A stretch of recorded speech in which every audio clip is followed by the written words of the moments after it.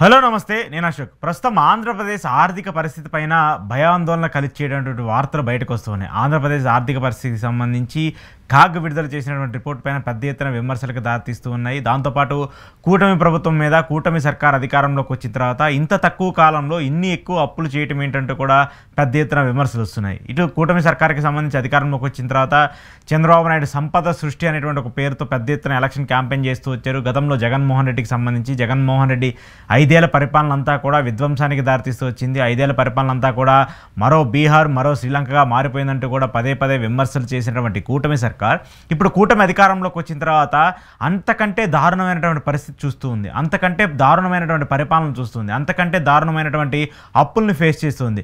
గతంలో జగన్మోహన్ రెడ్డిని ఏ విధంగా విపరీతంగా అప్పులు చేశారని చెప్పేసి మాట్లాడుతూ వచ్చారో అంతకి 10 రెట్లు ఎక్కువ అప్పుల్ని ఈరోజు కూటమి సర్కార్ చేస్తూ వచ్చింది. ఇప్పటికీ కూటమి పాలన దాదాపు 17 నెలలు పూర్తి చేసుకుంటూ వచ్చింది. ఈ 17 నెలల్లో ఇప్పటి వరకు కూటమి చేసినటువంటి అప్పులు అక్షరాల 2,27,000 కోట్ల రూపాయలు. ఇవన్నీ కూడా మనం చెప్పిందో మీరు చెప్పిందో నేను చెప్పిందో కాదు, ఇది డైరెక్ట్గా కాగ్ చెప్పింది. Controller auditor general of India రాష్ట్రాలకు సంబంధించిన ఆర్థిక పరిస్థితులపైన రాష్ట్రాలకు సంబంధించిన పరిస్థితులు సిచ్యువేషన్ అన్నింటినీ కూడా అనలైజ్ చేసి ఒక రిపోర్ట్ని అయితే చెప్తుంది. అలాంటి నేపథ్యంలో ఈ ఆర్థిక సంవత్సరానికి సంబంధించి 2025-2026 ఆర్థిక సంవత్సరానికి సంబంధించి ఆంధ్రప్రదేశ్ అప్పులు ఎస్టిమేషన్ వేసిన దానికంటే కూడా ఎక్కువగా అవుతూ వచ్చాయి. అయితే ఆంధ్రప్రదేశ్ బడ్జెట్కి సంబంధించి చూసుకుంటే ఈ ఆంధ్రప్రదేశ్ బడ్జెట్కి సంబంధించి 30,000 కోట్ల పైగా అంటే 30 నుంచి 35,000 కోట్ల మధ్యలో ఈసారి లోటు ఉంటుందని చెప్పేసి అనుకున్నప్పటికి కూడా ఈ 6 నెలల్లోనే ఆ లోటు కాస్త 46,000 కోట్ల రూపాయలు దాటిపోయింది. ఏదైతే వాళ్ళు ఎస్టిమేషన్ వేసినటువంటి లోటు బడ్జెట్ ఉంటుందో ఆ లోటు బడ్జెట్ని 6 మంత్స్లోనే కూటమి సర్కార్ అంటే చంద్రబాబు నాయుడు సర్కార్ దాటేసుకుంటూ వచ్చింది. ఆ లోటు బడ్జెట్ కాస్త వాళ్ళు ఎస్టిమేషన్ చేసినటువంటి 32,000 కోట్ల రూపాయలు 33,000 కోట్ల రూపాయలు అది సుమారు ఇప్పటికి 46,000 కోట్ల వరకు వెళ్ళింది. అంటే ఎంత మేర ఆంధ్రప్రదేశ్లో అప్పుల పరిస్థితి ఉందో కూడా చూస్తూ ఉండండి. దాంతోపాటు ఇంకొక ఈ 6 నెలలకు సంబంధించి తీసుకుంటే ఈ లెక్కలన్నీ కూడా డబల్ అయిపోయాయి. సుమారు ఈ ఏడాదికి సంబంధించి 1,00,000 కోట్ల వరకు కూటమి సర్కారు అప్పు చేసే పరిస్థితి ఉందంటూ కూడా నివేదికలు చెప్తూ ఉన్నాయి. సరే, ఈ అప్పులకు సంబంధించి ప్రతిపక్ష పార్టీలు అధికార పార్టీలు లేదంటే విమర్శలు చాలామంది మాట్లాడుతూ ఉంటారు. సహజంగానే ఈ అప్పులకు సంబంధించి అసలు అప్పులు చేయకుండా ఏ రాష్ట్రం ఉంది, అప్పులు చేయకుండా రాష్ట్ర పరిస్థితి ఎలా ముందుకెళ్తుంది, అభివృద్ధి కార్యక్రమాలు జరగాలన్నా సంక్షేమ పథకాలు ఇవ్వాలన్నా లేదంటే ఏదన్నా కొత్తగా ఏమన్నా ఇంప్లిమెంట్ చేయాలన్నా కూడా అప్పులు చేయింది ఎక్కడి నుంచి తీసుకొస్తాము, అందులోనూ ఆంధ్రప్రదేశ్కి సంబంధించి అమరావతి అనేటువంటి ఒక క్యాపిటల్ సిటీని కడుతున్నప్పుడు దానికి సంబంధించి అప్పులు చేయాల్సిన పరిస్థితి ఉంటుంది కదా అని చెప్పేసి కూడా ఇందరూ మాట్లాడుతూ వచ్చారు. అయితే ఈ అప్పులకు సంబంధించి మేధావులు ఏం చెప్తూ ఉన్నారు, మేధావులు అసలు ఎందుకు మాట్లాడలేదు అప్పులకు సంబంధించిన అంశం మీద? గతంలో జగన్మోహన్ రెడ్డికి సంబంధించి అప్పుల విషయం మీద పెద్ద ఎత్తున కొంతమంది వ్యక్తులు పదే పదే మాట్లాడుతూ వచ్చారు. వాళ్ళల్లో ఒక 2-3 పేర్లు కూడా నేను కోట్ చేస్తాను. ఒకళ్ళు జయప్రకాష్ నారాయణ, ఆయన చాలాసార్లు కూడా రాజకీయాలకు సంబంధించి ఇటు ముఖ్యంగా తెలుగు రాజకీయాలకు సంబంధించి కూడా ఏ ప్రభుత్వం ఎలా పనిచేస్తుంది, ప్రతిపక్షం ఎలా పనిచేస్తుంది, అధికార పక్షం ఎలా పనిచేస్తుంది, ఎవరు మంచి చేశారు ఎవరు చెడు చేశారని కూడా ఆయన శైలిలో ఆయన రాజకీయ అనుభవం కావచ్చు, ఆయన ఒక అధికారిగా పనిచేసినటువంటి నేపథ్యంలో అప్పుడు ఉన్నటువంటి పరిస్థితులన్నింటినీ కూడా అనలైజ్ చేసి ఆయన మాట్లాడుతూ ఉంటారు. గతంలో జగన్మోహన్ రెడ్డికి సంబంధించి అధికారంలో ఉన్నప్పుడు జగన్మోహన్ రెడ్డి 5 ఏళ్ల పాలన విధ్వంసంగా ఉంది, అప్పులు చూస్తే అగమ్య గోచరంగా ఉన్నాయి, జగన్మోహన్ రెడ్డి చేసినటువంటి అప్పులు కూడా చాలా దారుణమైన పరిస్థితిలో ఉన్నాయని చెప్పేసి పదే పదే ఆరోపణలు చేసినటువంటి జయప్రకాష్ నారాయణ గారికి ఈరోజు కూటమి సర్కార్ చేసినటువంటి 2,27,000 కోట్ల రూపాయల అప్పులు కనిపించట్లేదా? దీని మీద ఆయన స్పందన ఏంటి, దీని మీద ఆయన రియాక్షన్ ఏంటి, దీని గురించి ఆయన మాట్లాడ్డా, దీని గురించి ఆయన స్పందించడా?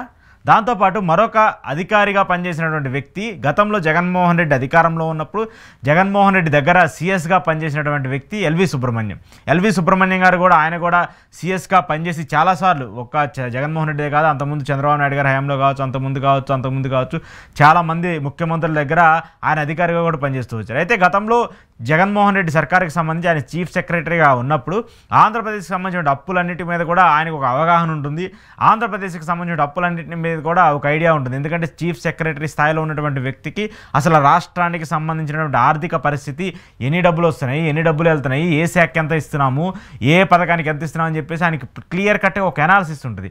అలాంటి ఎల్వి సుబ్రహ్మణ్యం గారు సరే జగన్మోహన్ రెడ్డితో విభేదాలు వచ్చాయా, జగన్మోహన్ రెడ్డికి సంబంధించి ఈయనకి నచ్చలేదు ఆయనకి నచ్చలేదు అనేది పక్కన పెట్టేస్తే ఆయన రిటైర్డ్ అయిపోయిన తర్వాత బయటకు వచ్చిన తర్వాత కొన్ని మీడియా ఛానల్స్లో కూర్చొని కొన్ని మీడియా పత్రికల్లో విపరీతంగా వార్తలు గుప్పిస్తూ వచ్చారు. ఆయన మాట్లాడినటువంటి మాటలు ఏంటి, జగన్మోహన్ రెడ్డికి అసలు ఆర్థిక స్థితి ఏంటో తెలియదు, ఆయనకి ఫైనాన్షియల్ని ఎలా మేనేజ్ చేయాలో తెలియదు. ఎక్కడి నుంచో అప్పు తీసుకొస్తాడు, ఈ రోజు ఇంకో చోట నుంచి తీసుకొచ్చాడు, రేపు ఇంకో చోట నుంచి తీసుకొస్తాడు.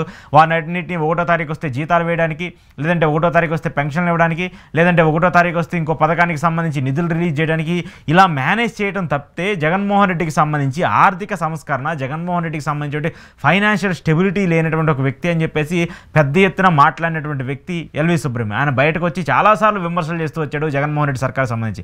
జగన్మోహన్ రెడ్డి దగ్గర సీఎస్గా పనిచేసినటువంటి ఒక వ్యక్తి జగన్మోహన్ రెడ్డికి సంబంధించినటువంటి ఆర్థిక స్థితి పైన, జగన్మోహన్ రెడ్డికి సంబంధించినటువంటి ప్రభుత్వం చేసినటువంటి ఆర్థిక వెసులుబాట్ల మీద అన్నింటినీ మాట్లాడుతూ వచ్చారు. సరే, తప్పులేదు, ఖచ్చితంగా జగన్మోహన్ రెడ్డి అప్పులు చేయలేదంటే మాత్రం ఎవరు కూడా ఒప్పుకోరు. ఖచ్చితంగా చేశాడు జగన్మోహన్ రెడ్డి.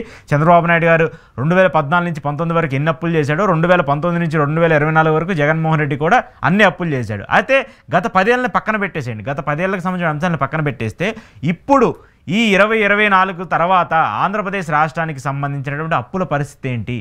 చంద్రబాబు నాయుడు సర్కార్ ఈ 17 నెలల్లో చేసినటువంటి ఈ అప్పుల నెంబర్ ఫిగర్కి ఏం మేధావులు సమాధానం చెప్తారు?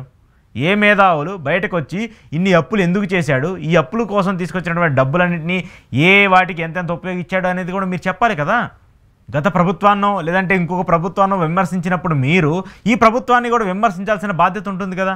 ఈ ప్రభుత్వం గురించి కూడా వాళ్ళు చేసినటువంటి అప్పులకి సంబంధించి ఆ డబ్బులన్నింటినీ ఎక్కడ ఖర్చు పెడుతున్నారో చెప్పాల్సిన బాధ్యత మీ మీద ఉంటుంది కదా. మిమ్మల్ని చూసో లేదంటే మీ మాటలు వినో ఇన్స్పైర్ అయ్యేవాళ్ళు, మీ దగ్గర నుంచి ఇన్ఫర్మేషన్ తెలుసుకునే వాళ్ళు చాలామంది ఉంటారు కదా. గతంలో ఏదైతే కూటమి కావచ్చు, కూటమికి సంబంధించిన మీడియా ఛానల్స్ కావచ్చు, 14 లక్షల కోట్ల రూపాయలు అప్పు అయిపోయిందని చెప్పేసి ప్రచారం చేయంగానే ఆ మాటలన్నింటినీ మీరు పట్టుకొని ఇంటర్వ్యూలు ఇచ్చి ప్రెస్ మీట్లు పెట్టి మాట్లాడారు కదా. ఆ అంశాలన్నింటికి సంబంధించి పెద్ద పెద్ద మీడియా ఛానల్స్లో కూర్చొని ఇంటర్వ్యూలు చేశారు కదా, డిబేట్లు పెట్టారు కదా. ఆ డిబేట్లన్నింటిలో మీరు పార్టిసిపేట్ చేశారు కదా. అప్పుడు 14 లక్షల కోట్ల రూపాయలు అప్పు అయిపోయిందని చెప్పేసి మీరు అందరూ కూడా పదే పదే విమర్శలు చేస్తూ వచ్చారు కదా జగన్మోహన్ రెడ్డిని. మరి ఇప్పుడు అదే జగన్మోహన్ రెడ్డి ప్రభుత్వం అంత అప్పు చేయలేదని చెప్పేసి అసెంబ్లీ సాక్షిగా చెప్పినటువంటి ఆర్థిక మంత్రి పయ్యావుల కేసు చెప్పినటువంటి సమాధానాన్ని మీరు ఖండించారా? ఖండించలేదు. సరే, దాన్ని ఖండించకపోయినా పర్లేదు. మరి ఇప్పుడు కూటమి సర్కార్ చేస్తున్నటువంటి ఈ అప్పుకు సంబంధించిన మీ వివరణ ఏంటి? మేధావులని చెప్పేటువంటి మీ వ్యక్తులకు సంబంధించినటువంటి అంశానికి సంబంధించి ఈ అప్పుల మీద మీ విశ్లేషణ ఏంటి, మీ వివరణ ఏంటి? దీనికి సంబంధించి మీరు ఇవ్వాల్సిన బాధ్యత ఉంటుంది. ఎందుకంటే మీరు గతంలో చెప్పినటువంటి వాటికి ఇన్ఫ్లుయెన్స్ అయ్యి, ఇంపాక్ట్ అయ్యి చాలామంది జగన్మోహన్ రెడ్డికి వ్యతిరేకంగా ఓటు వేశారు. జగన్మోహన్ రెడ్డికి సంబంధించిన వ్యతిరేకంగా మాట్లాడుతూ వచ్చారు. జగన్మోహన్ రెడ్డికి సంబంధించిన ఆర్థిక విధ్వంసం మీద మాట్లాడుతూ వచ్చారు. వాళ్ళందరూ కూడా మీరు మాట్లాడినటువంటి మాటలకు ఇన్ఫ్లుయెన్స్ అవుతూ వచ్చారు. మరి అప్పుడు గతం ప్రభుత్వానికి సంబంధించి ఈ విధంగా ఈ ధోరణిగా మాట్లాడినటువంటి ఈ సోకాల్డ్ మేధావులు ఎవరైతే ఉన్నారో ఆ మేధావులంతా కూడా ఇప్పుడు ఆంధ్రప్రదేశ్ ప్రభుత్వాన్ని, చంద్రబాబు నాయుడు సర్కార్ని ఎందుకు ప్రశ్నించలేకపోతున్నారు?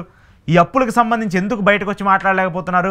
ఈ అప్పులకు సంబంధించి ఎందుకు బయటకు వచ్చి వివరణ ఇవ్వలేకపోతున్నారు? ఇవ్వాల్సిన బాధ్యత ఖచ్చితంగా మీ మీద ఉంటుంది. అలా ఇవ్వకపోతే ఏదో మీరు ఒక పార్టీకి సంబంధించినటువంటి వ్యక్తులుగా ముద్ర వేసే పరిస్థితి ఈరోజు రాజకీయాల్లో కనిపిస్తుంది. రాజకీయాలకు సంబంధించి మిమ్మల్ని ఫాలో అయ్యేటువంటి వ్యక్తులు కూడా ఫీల్ అయ్యే అవకాశం ఉంటుంది. ఎందుకంటే ఈరోజు ఆంధ్రప్రదేశ్ ఆర్థిక పరిస్థితి మీకు క్లియర్ కట్గా చెప్తుంది. ఏదో మీడియా ఛానల్స్లోనో ఇంకో ఛానల్స్లోనో చూస్తే అర్థమవలసిన పరిస్థితి లేదు. మీకంతా కూడా డేటా తెలుసు. కాగ్ రిపోర్ట్ ఏది ఇస్తుందో కూడా మీకు తెలుసు. కాగ్ రిపోర్ట్ ఇచ్చిందంటే దాంట్లో ఎంతవరకు శాంటిటీ ఉంటుందో కూడా మీకు తెలుసు. మరి అలాంటి శాంటిటీ ఉన్నప్పుడు ఈ ఇష్యూస్కి సంబంధించి, ఈ అప్పులకు సంబంధించి ఇంత పెద్ద ఎత్తున క్లియర్ కట్గా ఒక ఇండికేషన్స్ కనిపిస్తున్నప్పుడు ఆ మేధావుల మౌనము, ఆ మేధావుల సైలెన్సు, ఆ మేధావులకు సంబంధించిన మాటలన్నీ కూడా దాచిపెట్టేసి వాళ్ళు సైలెంట్గా ఉండటం వల్ల ఈరోజు రాష్ట్రానికి సంబంధించిన ఆర్థిక పరిస్థితి మీద, రాష్ట్రానికి సంబంధించిన ఇబ్బందుల మీద మీరందరూ కూడా నీళ్లు చల్లిన వాళ్ళు అవుతారు. మేధావుల మౌనం ఈ దేశానికి ఎంతో ప్రమాదం కదా. అలాంటి మేధావులు ఇప్పుడు ఎందుకు మౌనంగా ఉంటున్నారు? అలాంటి మేధావులందరూ కూడా ఇప్పుడు కూడా వచ్చి బయటకు మాట్లాడండి. గతంలో గత ప్రభుత్వాన్ని ఎలాగైతే మీరు విమర్శలు చేస్తూ వచ్చారో, గత ప్రభుత్వాలకు సంబంధించిన ఆర్థిక పరిస్థితుల మీద మీరు ఎలా అయితే మాట్లాడుతూ వచ్చారో, ఇప్పుడు కూటమి సర్కారుకి సంబంధించి చంద్రబాబు నాయుడు ప్రభుత్వం చేస్తున్నటువంటి ఆర్థిక ఇబ్బందులు కావచ్చు, ఆర్థిక విధ్వంసం మీద కూడా మీరందరూ బయటకు వచ్చి మాట్లాడితే ప్రజలు నమ్మే పరిస్థితి ఉంటుంది, పార్టీలు నమ్మే పరిస్థితి ఉంటుంది. తద్వారా మీరు మాట్లాడకపోతే మాత్రము మిమ్మల్ని కూడా ఇంకొక రాజకీయ పార్టీకి కోవట్టుగానో, ఇంకొక రాజకీయ పార్టీకి చెందినటువంటి వ్యక్తిగానో ముద్ర వేసే పరిస్థితి ఉంటుంది. కాబట్టి మేధావులందరూ కూడా మౌనం వీడి ఆంధ్రప్రదేశ్కి సంబంధించిన ఆర్థిక పరిస్థితి పైన, ఆంధ్రప్రదేశ్కి సంబంధించిన స్థితిగతులపైన మాట్లాడాల్సిన అవసరం ఖచ్చితంగా ఉంటుంది.